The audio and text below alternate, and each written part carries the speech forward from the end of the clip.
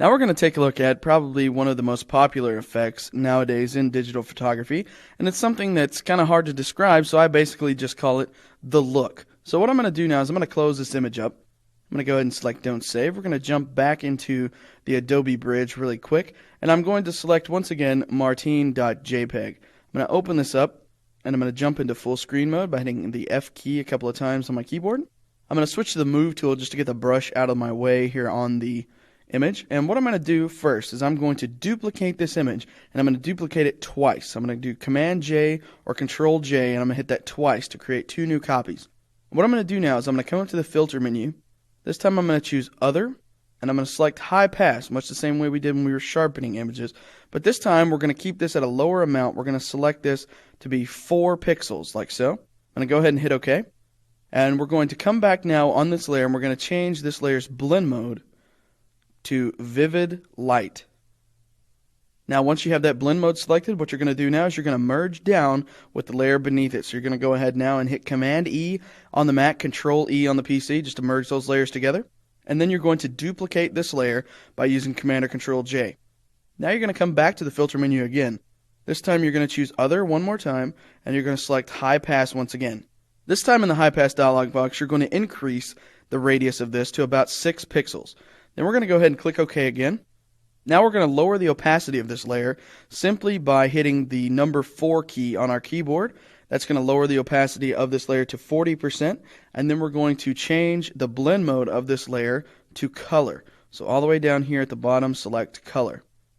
Now what we're going to do is we're going to merge that layer down again. We're just going to use Command or Control E to merge that with the layer beneath it again. Then we're going to duplicate that layer by using Command or Control J. And this time we're going to come back up to the filter menu again. We're going to choose Blur and select Gaussian Blur. Now in the Gaussian Blur dialog box, we don't want the blur to be quite this significant, so we're going to lower this to about 7 pixels like so. Go ahead and click OK. And now what we're going to do is we're going to add a layer mask to this layer by coming down and clicking on the layer mask icon. Then we're going to fill this layer mask with 50% gray by coming up to Edit, Fill, and then choosing 50% gray from the options there. Go ahead and click OK. That's just going to lessen the blur by about 50% there. And what we're going to do now is we're going to grab our brush tool. You can do that by hitting the B key on your keyboard or simply by coming over here and clicking on the brush tool. And you're going to make sure your foreground color is set to black. I'm going to lower the size of my brush, and you're just going to brush out the areas around his eyes right here. So just like that, we're going to brush out those areas of the eyes. You can also, to add a little bit more of a dramatic effect, let me shrink the size of my brush a little bit. I'm going to brush in his teeth as well. Now what I'm going to do is I'm going to switch back to the Move tool by hitting the V key on my keyboard. And so now we're ready to merge this layer down with the layer beneath it again. So we'll go ahead and merge that layer down by using Command or Control E.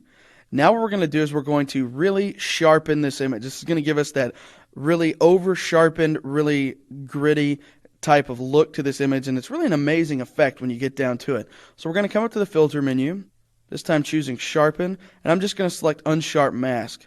And inside the Unsharp Mask dialog box, I'm going to change my amount to 100, I'm going to switch my radius to 30, and I'm going to leave my threshold at 0. Then I'm going to go ahead and click OK. So now this is pretty much the basis for this tutorial. However, you can take this one step farther, and that's by smoothing out the skin tones a little bit, because a lot of times when you're creating this little effect here, a lot of people like to smooth out the skin tones to give it that sort of plastic feel. So what we can do now is we can Control click, or on PC right click, convert this to a smart object. Then we'll just come up here to the filter menu.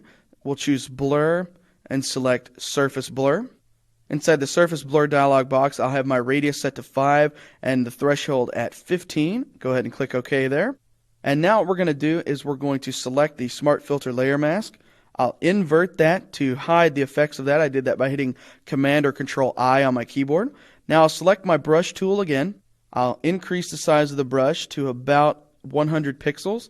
I'll make sure that my opacity is about 50%. And I'm going to switch the foreground color of my brush to white by hitting the X key on my keyboard.